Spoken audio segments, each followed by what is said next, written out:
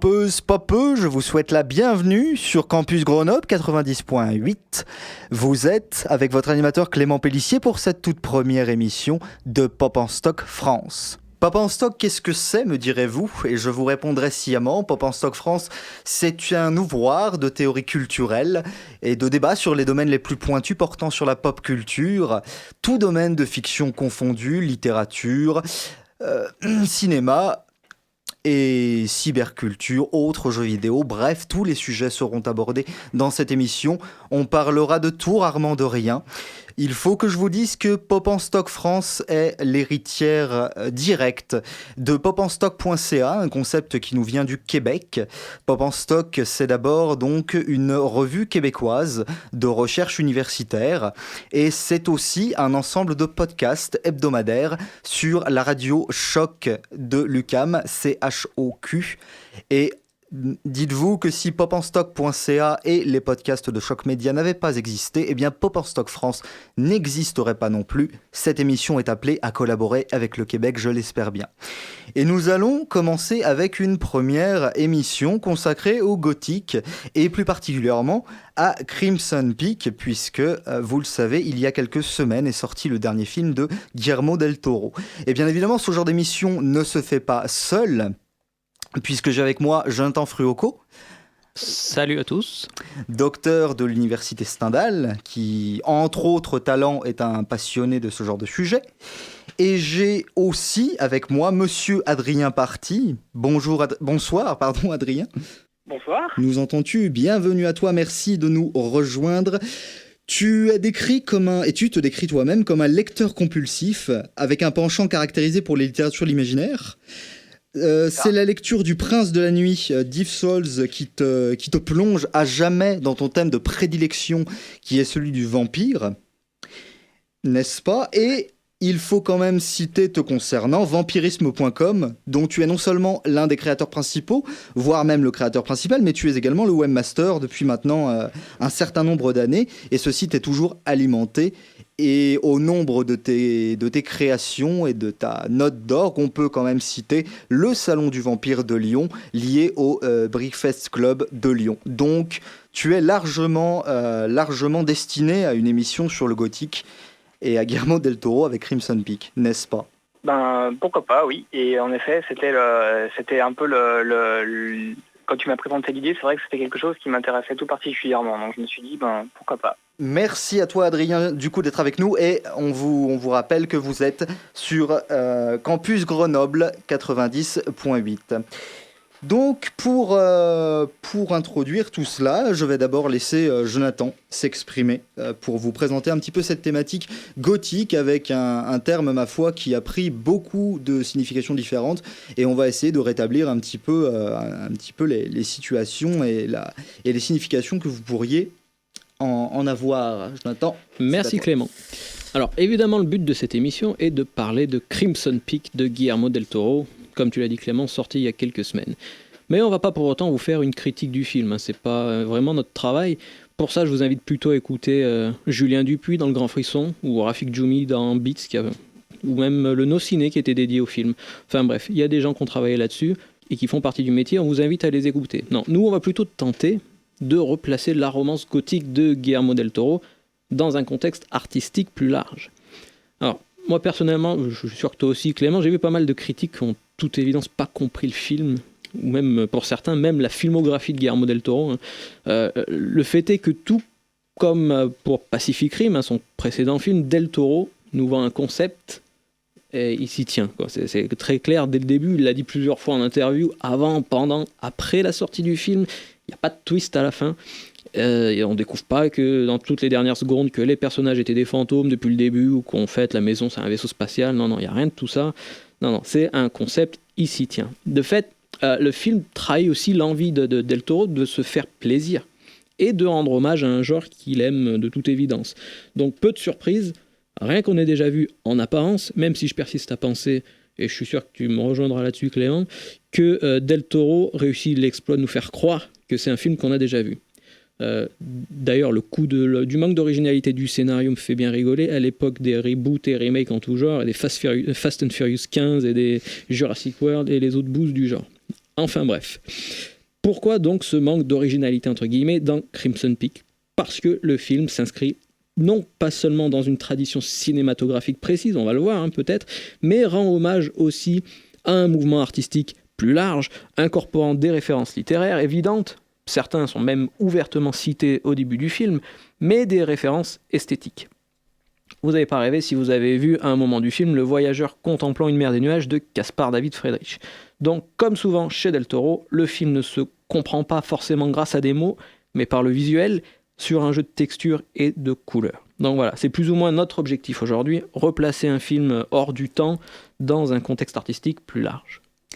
Et pour rebondir sur ce que tu as dit, Jonathan, il est vrai que, pour être tout à fait franc, Adrien et moi, nous sommes allés voir le film ensemble, non seulement par plaisir, mais aussi et surtout pour préparer cette émission.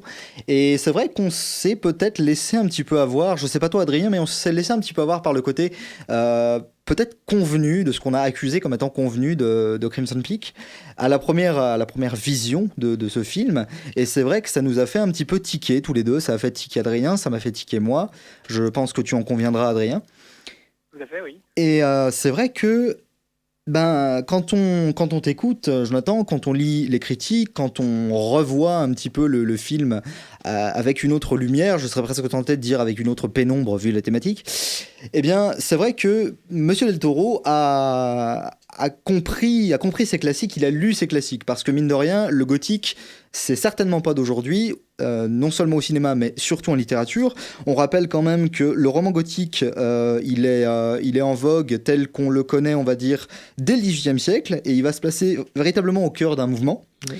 On peut penser à Horace Walpole, qui en 1764 publie Le Château d'Otrante, qui est sous-titré, voilà, oui, j'ai toujours un petit bug sur le titre, merci Adrien, qui date donc de 1764, avec le sous-titre, voilà, le roman gothique, une histoire gothique, pardon, excusez-moi, une histoire gothique, et donc du coup, on va avoir des œuvres de fiction qui vont mettre en avant une passion et particulièrement une sexualité avec assez de violence finalement. On va avoir un passé et un présent qui s'associent, on va avoir la dualité entre la vie et la mort, voilà, qui sont des thèmes vraiment très virulents dans cette littérature-là.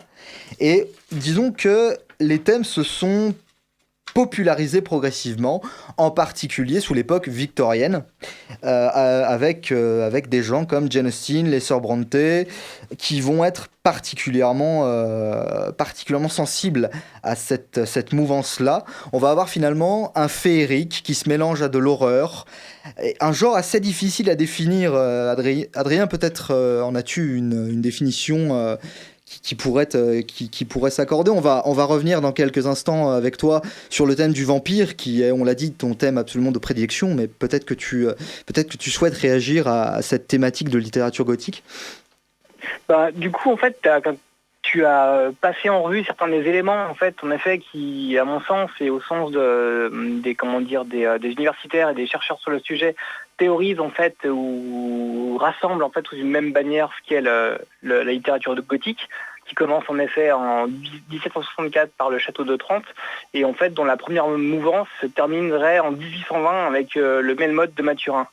Donc comme tu le disais, en fait il y a des caractéristiques communes qui sont assez fortes et qu'on retrouve d'un livre à un autre. Il y a cette partie en fait justement sur le décor aussi que tu n'as pas cité, ce retour incessant à des univers très sombres, très macabres, les châteaux, les cryptes, les prisons médiévales, le cimetière, tout ce qui est quelque part issu en fait de la poésie romantique des décennies précédentes, voire même, je l'ai lu et c'est vrai qu'en y pensant ça fait assez sens, au théâtre élisabétain de Shakespeare avec notamment des pièces comme Hamlet ou Macbeth qui déjà en fait ont une espèce de graine en fait de cet imaginaire très sombre, très, très macabre qui fait aussi appel au surnaturel. Il y a le recours à des personnages récurrents, les religieux, les femmes persécutées, les femmes fatales, les démons, les maudits et bien évidemment le vampire, même si j'estime que la place du vampire elle est plutôt dans la deuxième phase finalement de littérature gothique avec ce qu'on appelle le néo-gothique, auquel est rattaché le Dracula de Bram Stoker. On a aussi bien évidemment des situations récurrentes, tout ce qui est pacte avec le démon. Donc on a le moine de Lewis qui a été adapté au cinéma il y a quelques années.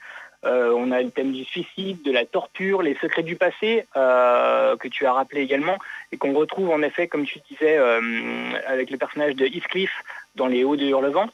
Et on a aussi donc des cadres récurrents, donc cette idée en fait que l'histoire se passe la nuit, et qu'on est très très rarement à cette époque-là dans la littérature gothique, dans les villes, mais davantage dans la campagne en fait. Oui, et du coup, les thèmes que tu cites, c'est vrai que je t'ai tendu volontairement la perche. J'allais les souligner un peu plus tard, mais tu fais bien du coup de les souligner dès maintenant, parce que je pensais également à la tempête, par exemple, les scènes de tempête qui sont assez récurrentes dans Hamlet. Ça m'a frappé en t'écoutant. Et c'est sûr que le moins qu'on puisse dire, c'est que Guillermo del Toro connaît parfaitement ces thèmes et il les entremêle. À mon avis, sa connaissance est aussi bien littéraire que cinématographique. On va parler de cinéma gothique dans quelques instants, notamment avec la période de la Hammer.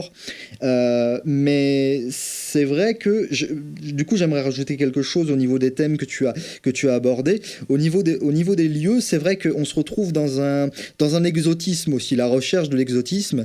Et je crois que Crimson Peak, c'est tout à fait ça. C'est le lieu isolé. Jonathan nous en parlera tout à l'heure, mais vraiment ce lieu isolé, un petit peu fantastique, un petit peu ésotérique, mais qui peut permettre à l'horreur et au fantastique de s'installer. Donc je crois vraiment, pour essayer de mettre d'accord ceux qui pensent que Del Toro c'est vraiment lancé dans la facilité, je crois qu'il a fait une démarche beaucoup plus subtile qu'il n'y paraît. Ça me paraît assez évident en t'écoutant toi, Jonathan, et en écoutant les discussions qu'on a maintenant. Ce que je vous propose, afin d'aborder sereinement le côté cinéma, sur toujours Radio Campus 90.8, d'aborder ce côté cinéma gothique, on va se faire une petite pause musicale, une première petite pause, avec I'm in Mind, avec The Sun Part 2. À tout de suite.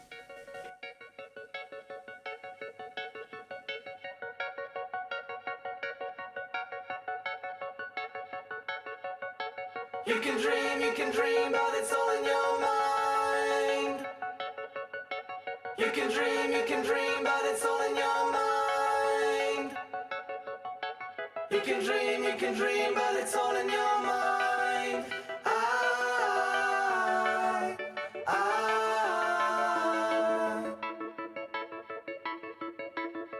Cause you're mine.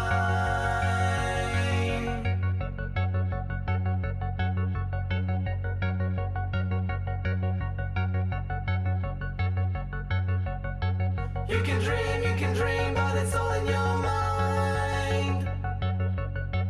You can dream, but it's all in your mind.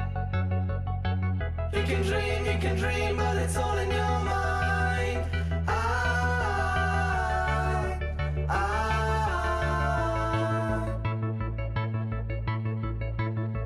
Cause you're mine.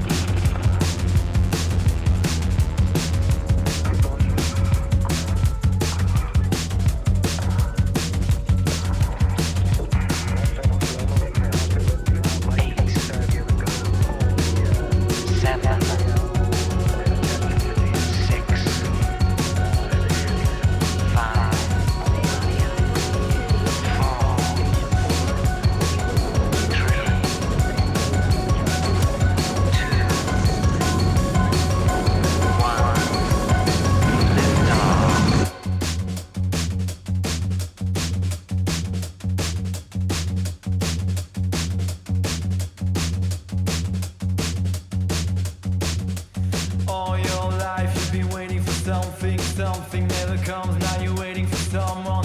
All your life you'll be waiting for something. Something never comes. Now you're waiting for someone. All your life you'll be waiting for something. Something never comes. Now you're waiting for someone. All your life you'll be waiting for something. Something never comes. Now you're waiting for someone. All your life you've been waiting for something. Something never comes. Now you're waiting for someone. All your life you've been waiting for something. Something never comes. Now you're waiting for someone. Now you're waiting for someone. Now you're waiting for someone. Now you're waiting for someone. Now you're waiting for someone. Now you're waiting for someone. Now you're waiting for someone. Now you're waiting for someone. Now you're waiting for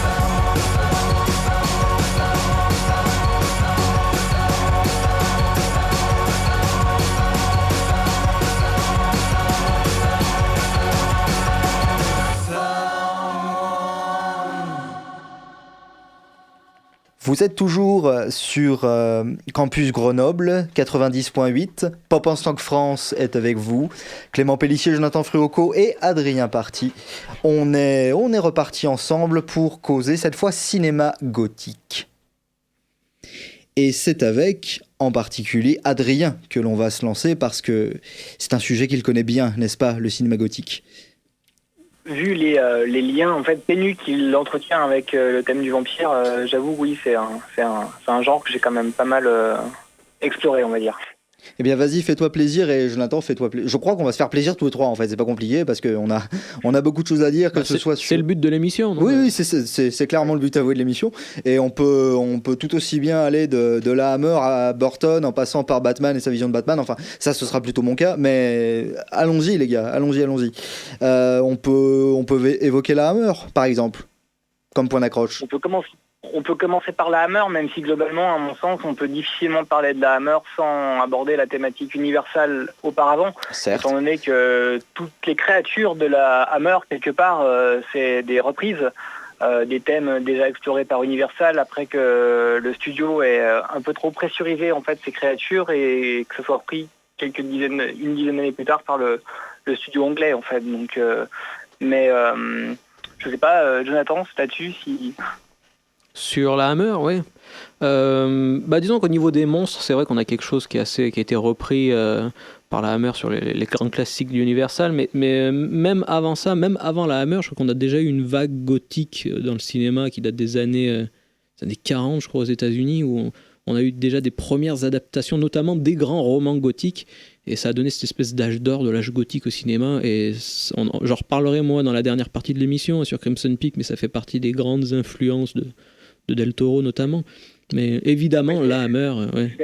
C'est à ça que je faisais allusion en fait en parlant de Universal et du Dracula de 31 de Browning, du Frankenstein de James Whale et de tout ce cycle en fait des Universal Monsters en effet, qui je pense ont clairement servi de terreau à la Hammer, même si l'un comme l'autre prennent de très très grosses libertés de ton et de scénario avec leur matériau de base en fait, avec les romans qui sont à la base de tout ça, parce que quand on regarde ce qu'il en est du vrai Dracula, le roman, et voir ce qu'on en a fait en 31 ou en 58, idem pour Frankenstein en fait, les auteurs ont quand même pris d'immenses libertés avec le texte de départ et ont surtout gardé une ambiance par contre, et c'est là je trouve qu'on retrouve ce sens gothique. C'est vraiment davantage dans l'ambiance et peut-être plus au niveau de la Hammer que chez Universal, le côté subversif, ce rapport à la sexualité en fait qui est beaucoup plus léger chez Universal, parce qu'à l'époque la morsure, déjà il n'y avait pas l'impact de la couleur, et en plus tout ce qui est rouge, donc aussi bien le sexe que le sang, n'avait pas autant d'impact à l'écran. Je me rappelle en table ronde, il y a un point sur lequel j'insiste bien, c'est qu'en 31, en fait, dans le premier Dracula, on ne le voit pas mordre ses victimes, en fait, qui est quand même la métaphore de l'acte sexuel dans la thématique vampirique, la morsure. En 31, on ne le voit pas mordre ses victimes, en fait, il les enserre dans sa cape, et tout se passe, en fait, dans l'ombre, tout est suggéré. En 58, dans le film de Terence Fisher, là, par contre, ça éclate à l'écran, on a le sang qui gicle, et les dents se sont davantage apparentes. Donc je pense qu'aussi il y a un jeu davantage sur les codes de ce qu'est la littérature gothique plutôt qu'une adaptation fidèle du matériel de base. Ça a été aussi très lié aussi, je pense, moi personnellement, au niveau de la Hammer, du premier Dracula, à la personne même de Christopher Lee, quoi, sa présence physique, cette espèce de sexualité du personnage qui est développée aussi par les auteurs évidemment, mais par Christopher Lee avec cette espèce de côté très grand, cet aristocrate, mais qui t'emmène une force et une passion systématique. Et d'ailleurs, c'était une des Sans grandes. prononcer un seul mot dans le film en plus. Dans le premier, en fait, il n'a pas une seule ligne de dialogue. Si, dans le premier, là, dans celui de 58, si, il parle. C'est dans les autres, en fait, dans la suite. Christopher Lee, oui, ça a été, deux, en fait, il y a rien. voilà. Ça a été une des grandes tragédies de la carrière de Christopher Lee, à savoir de faire des Dracula qui ne sont pas basés littéralement sur les romans le roman de Bram Stoker. Et il leur disait systématiquement, mais faites-moi dire les mots écrits par Stoker. Et bon, la Hammer voulait pas. Donc sur le premier film ça a été, et je crois que c'est sur le deuxième où Christopher Lee était désespéré par le script, il a dit je le fais parce que j'ai signé le contrat, mais vous m'entendrez pas, quoi. Déjà qu'il a mis plus de 10 ans, je crois, avant de se décider, vu que le premier date de 58 et le deuxième de 64. Donc il y a quand même déjà en plus un nombre d'années monstrueux entre les deux, quoi. Ouais. Et ce qui est dommage, ce que tu disais, c'est qu'il a toujours voulu en fait jouer en fait le rôle en respectant le matériel de base, et finalement le film le plus respectueux en fait du matériel de base et aussi un des plus ratés, c'est le Jess Franco en fait, Dracula en fait, qui est extrêmement kitsch du coup, mais qui pour autant est une des adaptations les plus fidèles au texte de Stoker, quoi. Oui, c'est vrai.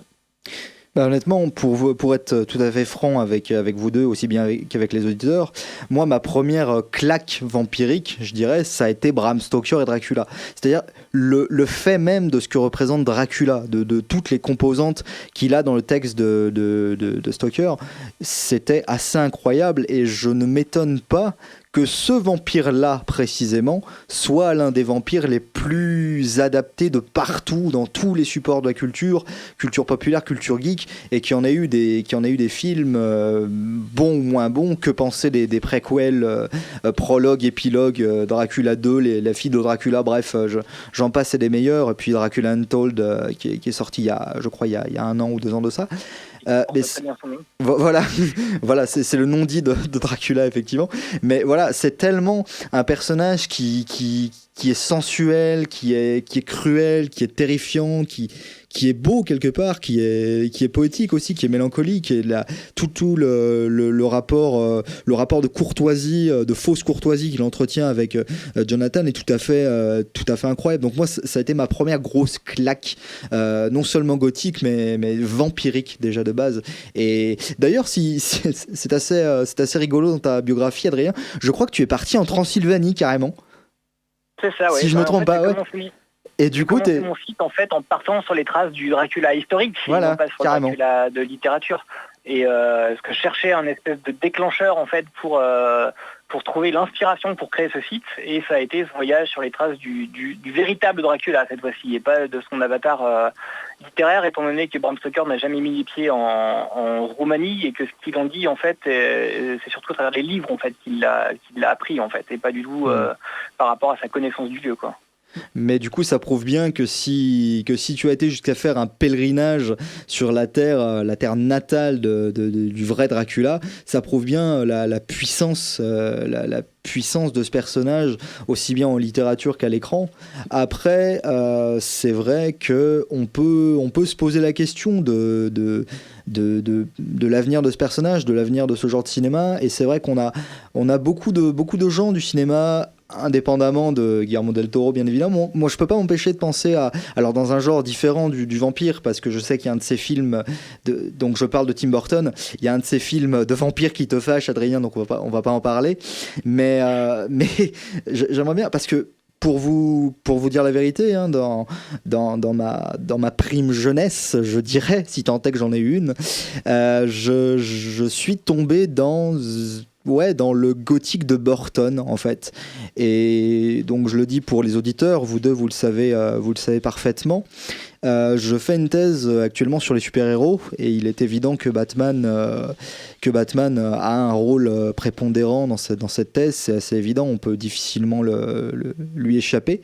Et c'est vrai que moi, la vision, on en parlait même avec Jonathan il y a pas une semaine, ouais. La vision de Batman par Burton est complètement versé dans ce gothique. On retrouve la plupart des thématiques que nous avons citées tout à l'heure, et qui plus est, on retrouve cette espèce de légende vampirique. Rappelez-vous la première scène où les deux malfrats de Gotham City se partagent le butin de la famille qui vient d'arriver et qui viennent de détrousser, et juste avant que Batman ne leur tombe sur le rable, ils se font peur en se racontant la légende de cette chauve-souris incroyable, improbable, qui précisément a sucé le sang, aurait supposément sucé le sang d'une pauvre victime isolée. Donc pour moi, Burton, qu'on l'aime ou qu'on l'aime pas, dans son esthétique, a été marqué aussi par beaucoup de choses. Je pense que le film de Burton qui m'a le plus marqué, ça reste un des premiers que j'ai vu quand j'étais petit, c'est Nightmare Christmas ou L'étrange Noël de Monsieur Jack en français, que j'ai trouvé assez incroyable à l'époque.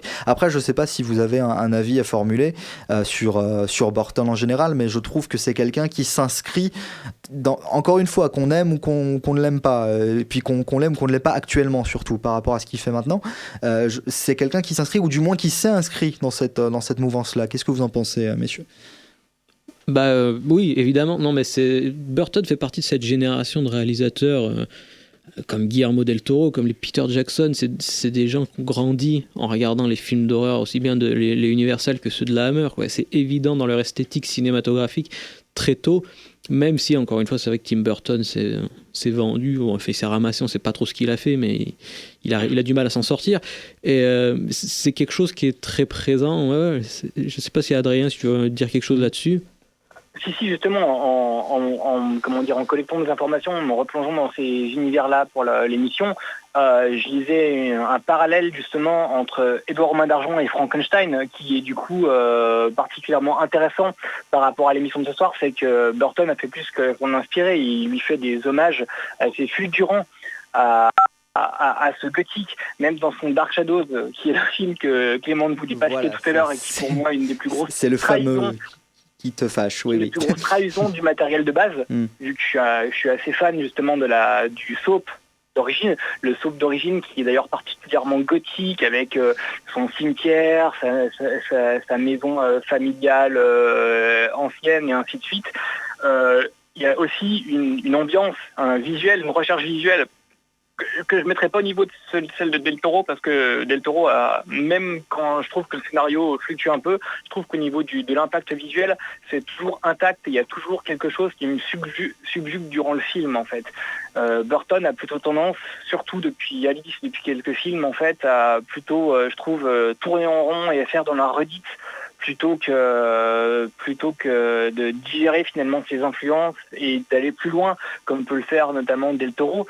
Il fait certes des références à la littérature et au cinéma gothique, mais dont les références en effet sont tellement fines qu'en le voyant accru comme ça, le film, en fait, on peut passer à côté justement de cette force, en fait, graphique du truc, quoi. Oui, on retrouve cette idée esthétique très forte, mais je trouve intéressant même le fait, donc du coup nous ne parlerons pas de Dark Shadows dans les faits, mais on en parle. Hein. Oui, non mais il n'y a pas de souci, on ne se lancera pas en débat là-dessus. Ce que je voulais dire, c'est que effectivement, pour le rappeler aux auditeurs, et tu l'as très bien fait, moi je l'avoue tout à fait, c'est toi qui m'as le premier dit qu'à la base c'était un soap très ancien et qui versait dans d'autres thématiques, et du coup ça donne vraiment envie d'aller le voir. Alors je ne sais pas s'il se trouve facilement aujourd'hui actuellement. Parce que alors il faudra du courage surtout pour le regarder, parce que de mémoire il y a plus de 1200 épisodes d'une vingtaine de minutes, et la box coûte plusieurs centaines d'euros. D'accord. C'est quand même un truc assez dantesque. D'accord. Et je crois que la partie surnaturelle arrive au bout du 100e ou 150e épisode, donc en plus même eux, avant de verser dans cette annonce gothique, ils se sont cherchés quand même pendant un bon moment, quoi. Oui, donc en fait, si vous êtes thésard, c'est peut-être pas une bonne idée de vous lancer là-dedans maintenant, mais sachez en tous les cas que ça existe, et que c'est toujours intéressant de voir, même en se ratant, même en faisant des choses qui peuvent décevoir, c'est quand même assez intéressant de voir quel matériau est à la base de quelque chose. Parce que du coup, c'est vrai que si on ne le sait pas, je trouve intéressant de voir pourquoi Dark Shadows a pu te déplaire en comparant avec le matériau de base, en fait. Mais donc du coup, voilà. Ce que je trouve particulièrement intéressant dans le cas de Dark Shadows aussi, c'est que la série fait le pont avec le cinéma de ces 20 dernières années, dans le sens où le réalisateur scénariste de Dark Shadows, c'est Dan Curtis. Dan Curtis, dans les années 70 et 70, réalise son Dracula, Dan Curtis Dracula, qui est le premier film en fait qui imagine que Mina, la fiancée de Jonathan Harker, est la résurrection de l'amour défunt de Dracula, chose qui a été repris 15-20 ans plus tard par Coppola dans son propre Dracula, en fait, qui est lui aussi une putain d'icône du cinéma gothique. Donc ce qui est intéressant aussi là-dedans, c'est qu'il y a aussi des filiations possibles en fait entre toutes ces œuvres et un espèce de courant porteur en fait qui montre une évolution dans la représentation du vampire et aussi des thématiques abordées. D'accord, bah effectivement, ça vaut vraiment le détour, je pense, d'avoir le courage de choper le soap. Jonathan, est-ce que tu aurais quelque chose qui te vient là En fait, non, je viens de penser à un truc. C'est vrai qu'on a parlé de Dracula comme cette espèce de figure emblématique du gothique, mais même bien avant ça, en fait, on avait quelque chose qui, même Bram Stoker a été influencé par quelque chose d'autre. C'était ce roman c'est qui, John William Polidori, je crois, qui avait fait ce. Le médecin. Oui. Voilà, c'est le vampire d'ailleurs. C'est ça, le vampire de Polidori. En 1819. Et c'est vrai que Polidori, c'est une des figures emblématiques du romantisme anglais. On rappellera jamais assez que la romance gothique est issue du romantisme. Et je trouvais ça assez fascinant en fait, l'idée que Polidori compose en fait cette espèce de personnage, ce dandy inspiré de son pote Lord Byron, qui a tous les vices du vampire, mais en même temps ce côté charmeur et gentleman, et que Polidori va écrire ça pile poil cet été, en même temps que Mary Shelley écrit son Frankenstein. Donc ils sont tous ensemble en train d'écrire leur truc, donc c'est un bel été pour la romance gothique. Pour être tout à fait franc avec toi, Jonathan, dans une villa au bord du lac Léman, en fait, la villa Diodati, et qui du coup, en soi, ce que je trouve vraiment génial, c'est qu'ils l'ont écrit ensemble, en se donnant en fait finalement une espèce de pari en fait qu'ils faisaient les uns avec les autres pour réaliser une œuvre de fiction inspirée d'éléments surnaturels. Et ce que je trouve encore plus énorme, c'est que le récit du fait que de leur passage dans cette villa pour écrire ses bouquins a lui-même donné naissance à de la littérature gothique. Je pense aux 2 bouquins de Tim Powers en fait qu'il a écrit sur la villa Diodati et sur justement l'écriture du Polidori et du Frankenstein en fait. Donc finalement, ce qui est assez excellent dans tout ça, c'est qu'on retrouve vraiment l'essence même du gothique, qui est un mélange, une teinte mélangée de plusieurs influences, et on sent vraiment que ce mélange et cette inspiration de scénariste en scénariste, d'auteur en auteur, de cinéaste en cinéaste, elle est là, elle existe, et il y a toujours des passionnés pour aller jusqu'au bout du truc, nonobstant les gens qui vont jusqu'en Transylvanie pour aller chercher Dracula. Tu l'as dit, Clément, en fait, le mot-clé là dans ce que tu as dit, c'est carrément mélange, parce que je veux dire, le gothique à la base, c'est justement, ça s'appelle gothique en référence justement à la littérature gothique et à l'architecture gothique. C'était cet enchevêtrement de différentes structures, de différents éléments mis les uns avec les autres. Et la littérature gothique, la romance gothique se passe exactement avec ce genre d'éléments, quoi. Dans des maisons qui sont justement reprises de l'architecture gothique, mais avec ces espèces de croisements et de... Complètement, et c'est ce qui la rend compliquée, je pense. Compliquée, mais très intéressante à étudier. Et pour être franc avec vous, messieurs, dès que l'actualité de la culture pop se remet sur Frankenstein, et ça arrivera forcément, je pense consacrer un pop en stock à Frankenstein, parce que c'est probablement l'une de mes figures les plus chéries de toutes. Donc je suis très content que Mary Shelley est un petit peu émergée dans notre conversation. Et bien, ce que je vous propose... Dans 3 semaines, du coup. Je veux dire dans 3 semaines, du coup, vu que là sort d'ici à dans 3 semaines une adaptation du roman Frankenstein avec comment il s'appelle, l'acteur qui joue dans Harry Potter et qu'on a revu Daniel dans Radcliffe. La Dame Noire. Ah oui, exact. Avec Daniel Radcliffe en fait. Il y a Lord Frankenstein qui sort là dans quelques semaines en fait. Exact, bah du coup ce sera le parfait prétexte. Ce sera le parfait prétexte, même si je suppose quelque chose de très mainstream, mais on ne sait jamais. Oui. Ma foi, c'est surtout un prétexte pour parler du mythe lui-même. Eh bien, avant d'enchaîner notre dernière partie et notre cœur, notre cœur palpitant de cette émission, qui sera donc Crimson Peak. Je vous propose une nouvelle petite pause musicale avec Syracuse on Desert Oceans.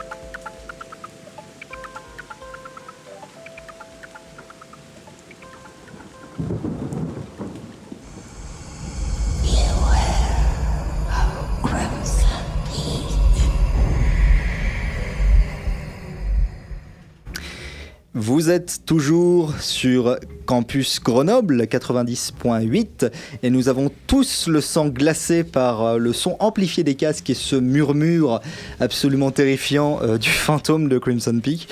Pop en Song France est toujours avec vous, toujours avec Clément Pellissier, votre animateur, Jonathan Fruocco qui m'accompagnera à mon avis pour la plupart des émissions, j'y compte bien, et Adrien Party qui est toujours avec nous au bout du fil, et nous allons particulièrement écouter Mister Jonathan Fruocco qui va nous parler, on est parti là-dedans, Crimson Peak bien sûr. Ouais, donc alors moi franchement, il y a un des trucs qui m'a conquis immédiatement quand j'ai entendu parler de Crimson Peak, avant même de voir la bande-annonce, c'est l'idée justement que c'est le genre de film que Del Toro avait l'habitude de destiner à un public mexicain ou européen, quoi. Chronos, Les Chines du Diable, Le Labyrinthe de Pan, c'était tous des films tournés en espagnol. Et là, pour la première fois, Del Toro fait un de ses films adultes, entre guillemets, pour un autre public plus large, quoi. Enfin, plus large, ça reste interdit moins de 16, 18 ans, je sais pas combien il est interdit, mais enfin, c'est pas tout public, quoi. Enfin, bref. Je saurais pas dire. Ouais, enfin, bref. Donc, Del Toro a une vision du monde qui, enfin, moi, j'en suis persuadé, en partie définie par ses origines. Il est mexicain, on le rappellera. Il croit lui-même aux fantômes. Il raconte en avoir vu entendu à 2 reprises. Il se le cache pas en interview, c'est assez drôle d'ailleurs. La première apparition dans Crimson Peak, qui est celle qu'on a entendue et qui est une des plus terrifiantes du film, Très clairement. est basée sur une expérience vécue par sa propre mère, qui a été visitée alors qu'elle était petite par le fantôme de sa grand-mère. Donc on se rend compte que le bonhomme a déjà un sacré passif. Donc Del Toro l'a dit en septembre dernier d'ailleurs, ma façon de voir les fantômes ou les monstres est très latine. Il le cache pas, que ce soit dans les films qu'il réalise ou qu'il produit, et je pense notamment à l'Orphelinat de Juan Antonio Bayona ou Mama d'Andrés Muschietti, ou même Les Chines du Diable qu'il a réalisé, vous avez des fantômes qui peuvent être une menace, mais qui sont aussi souvent, comme le dit d'ailleurs le personnage d'Edith dans Crimson Peak, des métaphores du passé. Et donc voilà, on a Del Toro disait il y a même quelques temps que pour lui une maison enregistre tout ce qui se passe, que parfois même très rarement elle passe quelque chose en replay.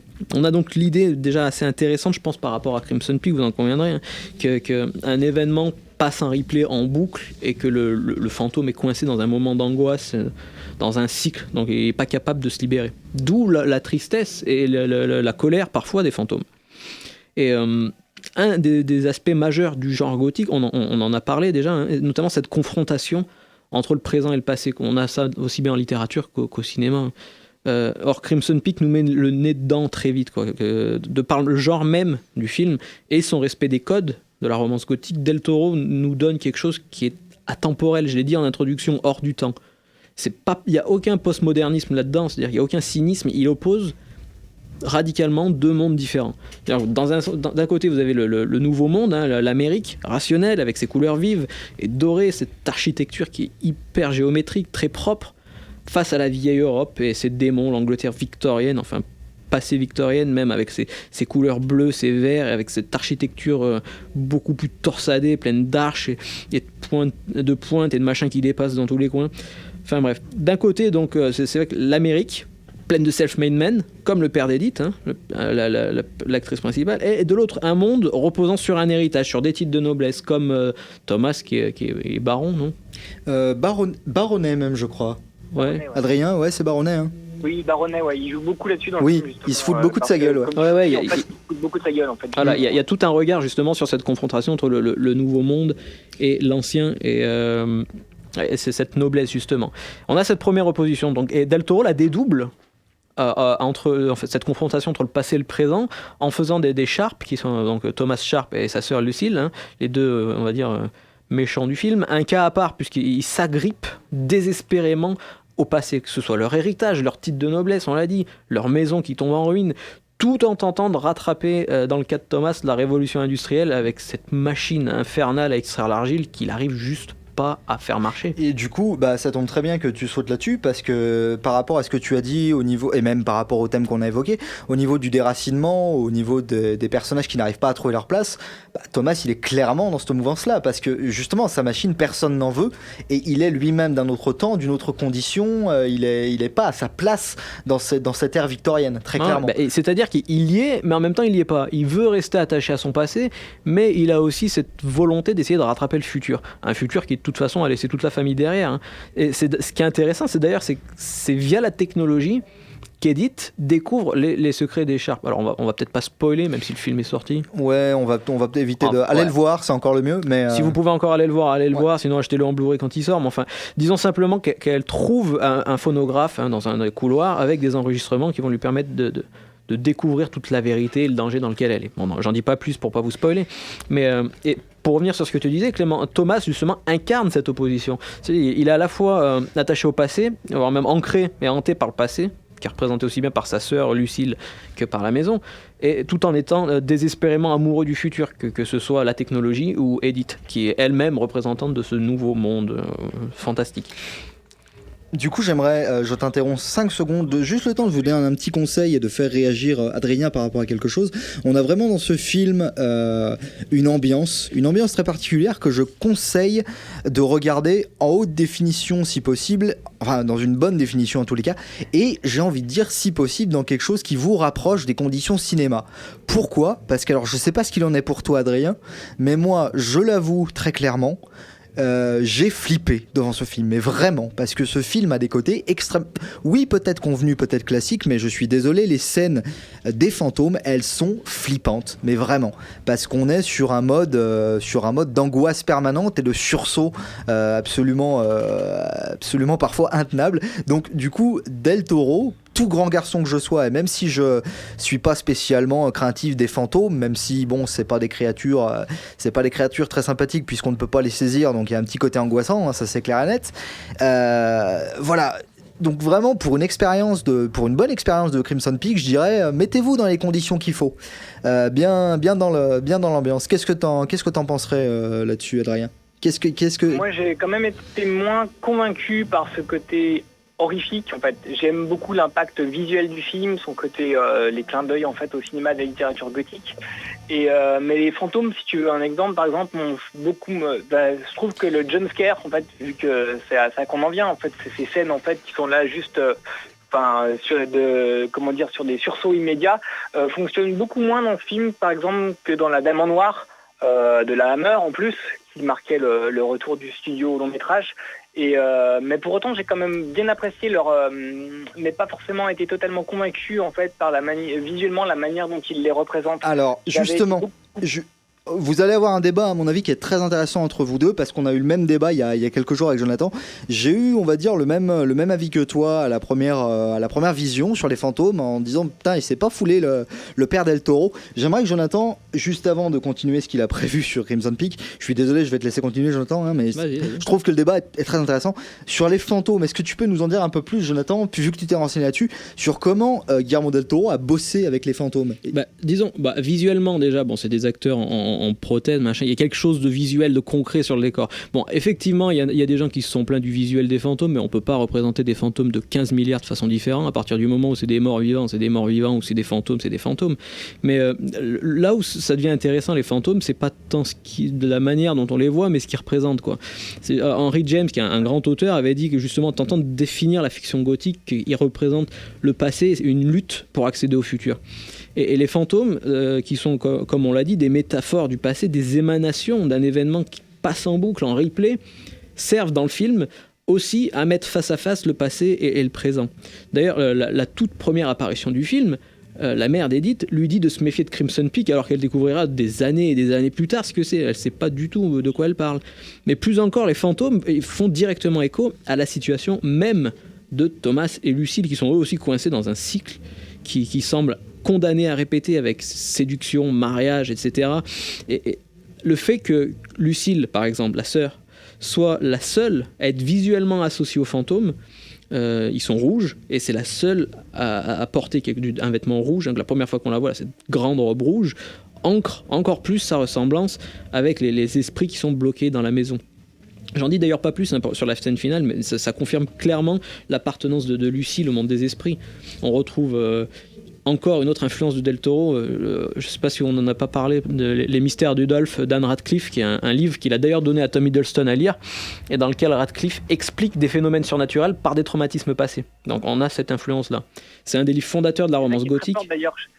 Ce qui est très fort d'ailleurs chez Anne Radcliffe, c'est que c'est une des rares à s'évertuer dans ses romans, dans ses romans gothiques, à déconstruire en fait le surnaturel pour lui trouver une explication rationnelle aussi quelque part. Exactement. Et du coup, le film joue aussi bien, je trouve, moi, à l'intérieur qu'à l'extérieur de la diégèse, de l'histoire même, avec ce rapport entre le passé et le présent. On l'a dit rapidement, mais Crimson Peak reste une expérience visuelle. Clément l'a dit, faut le voir sur un grand écran, quoi. C'est juste magnifique. On n'a plus des films aussi beaux aujourd'hui de nos jours.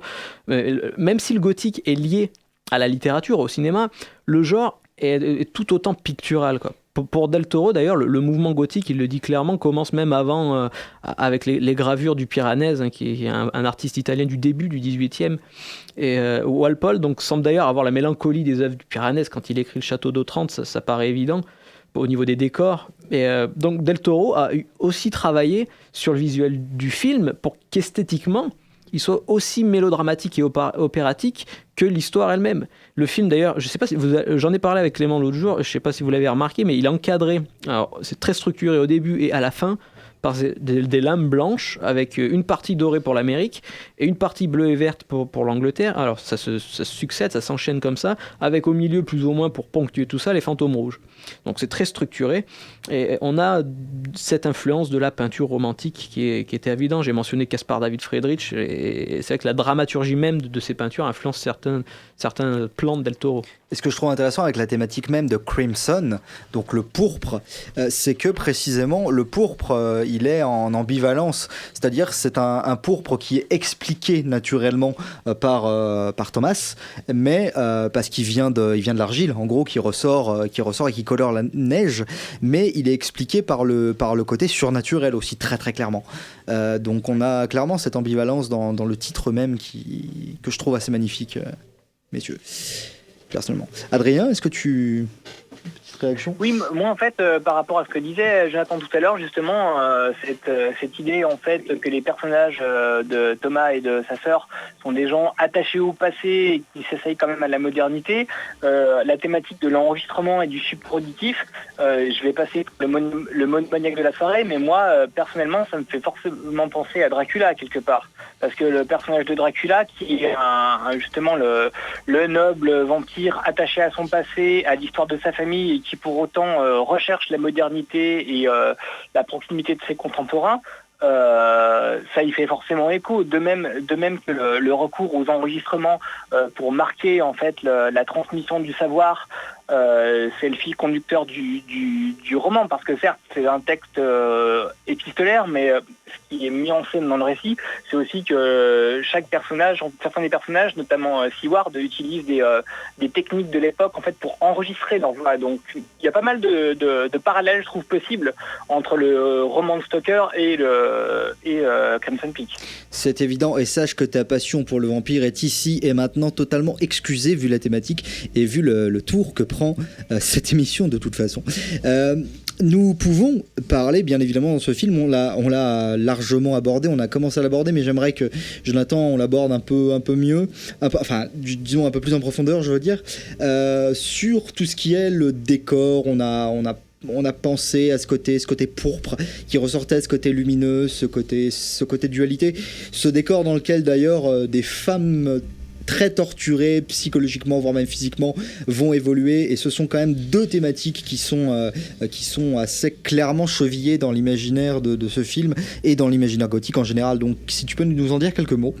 Ouais, en fait, c'est vrai que ça saute aux yeux. Moi, le premier plan qu'on a de Allerdale Hall, qui est la maison des Sharp, est juste bluffant, quoi. C'est coloré, c'est magnifique. Et l'effort développé par Del Toro et ses équipes est juste incroyable. Ça donne un côté théâtral et opératique au film qui est renforcé encore par ces costumes qui doivent être infernales à porter, mais qui donne au personnage aussi un côté particulier et très spectaculaire. Et ça rappelle forcément les grands classiques du gothique au cinéma, avec ces décors somptueux, hein. On a aussi bien la vague des années 40 avec les décors des films de la Hammer, ou même on a entendu le rire de Vincent Price en ouverture, hein, évidemment ça rappelle les films de Roger Corman pour American International Pictures. On avait aussi des décors absolument splendides, même si Corman réutilisait toujours les mêmes plans, où tout était construit en studio. Voilà, on a d'autres influences évidemment, pour en citer quelques-unes: La Maison du Diable de Robert Wise d'un point de vue architectural, Les Innocents de Jack Clayton pour l'ambiance même au sein de la maison, et évidemment Shining, comment ne pas le nommer pour l'ambiance. Et en fait, la maison, tu l'as dit, c'est quelque chose d'essentiel dans la romance gothique, et celle-là devient un personnage à part entière. Les Sharp font physiquement partie de la maison, ils peuvent pas s'en séparer. Et je sais pas si vous avez fait d'ailleurs attention aux costumes autant que moi, mais vous verrez qu'au niveau couleur, on a des teintes qui se fondent avec celles de la maison. Contrairement à Edith qui crée un contraste fort, elle se pointe avec des robes jaunes, avec des grosses couleurs, voilà. Et l'un des costumes principaux de Lucille contient d'ailleurs les mêmes espèces de petites pointes qu'on peut voir dans le couloir principal de la maison. Vous savez, celui avec les arches où tous les fantômes se pointent en permanence. Et reprend même le motif de la phalène qu'on voit sur la tapisserie, quoi. Donc Lucille se considère comme une des phalènes, évidemment, hein, elle fait partie de la maison, elle est intégrée au truc. Et donc je trouve ça assez impressionnant que des détails architecturaux ont été glissés dans le design des costumes. Del Toro fait en sorte que Lucille soit la maison. C'est très clair, quoi. Quand elle s'énerve, la maison respire et siffle. Alors je sais pas si vous vous souvenez de ce plan où quand elle arrive avec Thomas, il lui allume un feu dans la chambre et il y a une espèce d'appel d'air, la maison se met à gonfler, il lui explique que la maison est vieille et qu'elle respire. Puis Del Toro fait un espèce de plan, on sort, on voit qu'en fait Lucille regarde la scène de l'extérieur par le trou de la serrure. Elle est contrariée, elle est en colère. Quand elle est dans cet état-là, la maison gonfle, la maison se contracte et elle respire, quoi. Et on voit que Thomas essaye de rationaliser, encore une fois, tant qu'il peut rationaliser, il va le faire jusqu'à ce que les événements le dépassent finalement. Évidemment, et c'est vrai que ça rappelle aussi, comment on n'a pas nommé Poe encore jusqu'à maintenant, c'est assez surprenant, mais la chute de la maison Usher, hein, évidemment, avec cette chute d'une grande famille, d'une grande dynastie associée à l'effondrement progressif de leur maison, quoi. Et leur Allerdale Hall tombe en ruine, l'argile s'infile de partout, ça suinte, ça coule, c'est dégueulasse, le plafond du hall d'entrée complètement éventré, les Sharp ont plus un rond, et pourtant ils veulent pas partir, quoi. Ils manigancent tout pour pouvoir rester là, pour pouvoir s'en sortir. Et au final, les fantômes, c'est pas vraiment ceux qu'on peut voir en rouge, hein, les espèces de zombies, c'est vraiment eux, quoi. C'était déjà présent chez Poe et on s'en rend compte encore plus avec cette famille-là. Moralité, Guillermo del Toro connaît parfaitement son sujet, je crois qu'on peut le dire. Et malheureusement, le temps qui nous est imparti touche à sa fin. Croyez bien que moi, personnellement, j'aurais continué encore des heures. Je pense qu'Adrien aussi. Je suis désolé si je coupe les choses un peu abruptement, mon cher Adrien. D'autant que tes interventions ont vraiment été appréciées et j'espère que tu y as pris autant de plaisir que nous. Ah bah oui. Sans problème en fait. Voilà, donc je te renoue. Tu seras un intervenant dans l'émission dès que le sujet s'y prêtera, et on essaiera que le sujet s'y prête en fonction de l'actualité de la culture pop et de notre envie, tout simplement, parce qu'il faut se faire envie, il faut se faire plaisir. J'espère que ça vous a plu. Je souhaite vivement que l'on continue à discuter comme ça encore un bon moment. J'espère que Pop en Stock France a de beaux jours devant elle. N'oubliez pas que Pop en Stock, c'est avant tout la revue numérique popenstock.ca, et c'est surtout les podcasts hebdomadaires de Choc Média, la radio web de l'UQAM. Je vous dis à une prochaine. Je vous remercie d'avoir suivi cette émission. Adrien, Jonathan, merci. J'aurais pas pu faire ça sans vous. Et du coup, on n'oublie pas non plus que Campus Grenoble, c'est 90.8. Voilà, à la prochaine.